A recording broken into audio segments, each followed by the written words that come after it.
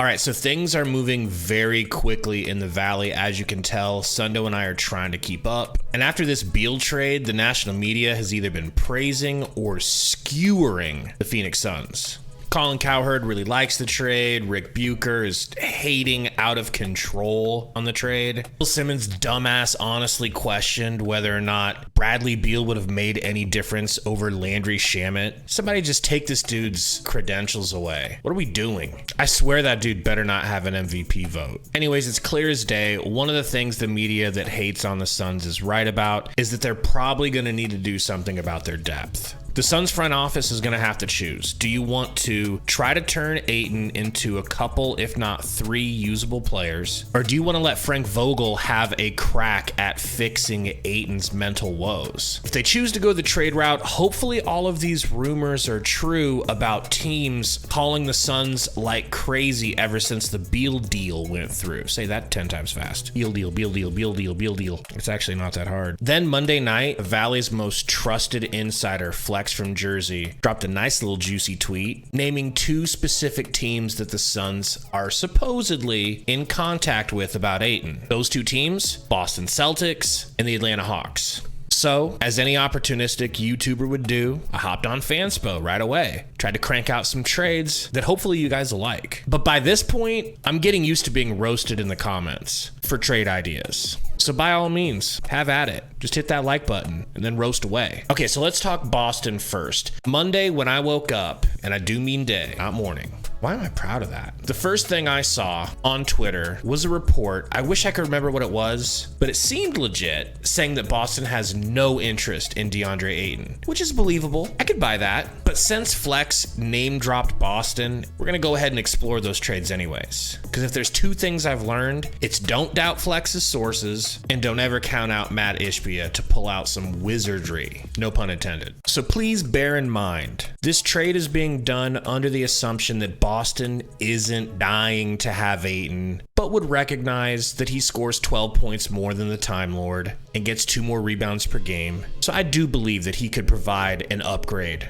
over Robert Williams. But I don't think the Boston Celtics are going to bend over backwards to get DA. Look at me trying to prevent getting roasted in the comments. So we are going to send Deandre Ayton to the Celtics, and the prize for the Phoenix Suns here, the real return that they're looking for, is going to be Malcolm Brogdon. Now try to relax, casual NBA fans. The Celtics have other ball handlers, and Malcolm Brogdon went flaccid versus the Miami Heat. Absolutely atrocious shooting. So if the Suns aren't asking for too much more than Malcolm Brogdon, I think it is possible. Now we do have to make the contracts work, and this is not enough money. So looking for somebody a little bit further down that's not going to ruin the chemistry or anything like that for the Celtics, but still someone that the Suns could use. We're gonna grab Peyton Pritchard and see if this works. It is a success here, and I think this would be really good for both teams. Boston, you still have Jaylen Brown and Jason Tatum. You still have Time Lord. You've got Deandre Ayton. You've got Marcus Smart. I think Deandre Ayton, especially if he can get back to his former self, would really change the way the Celtics are able to play basketball. Once again,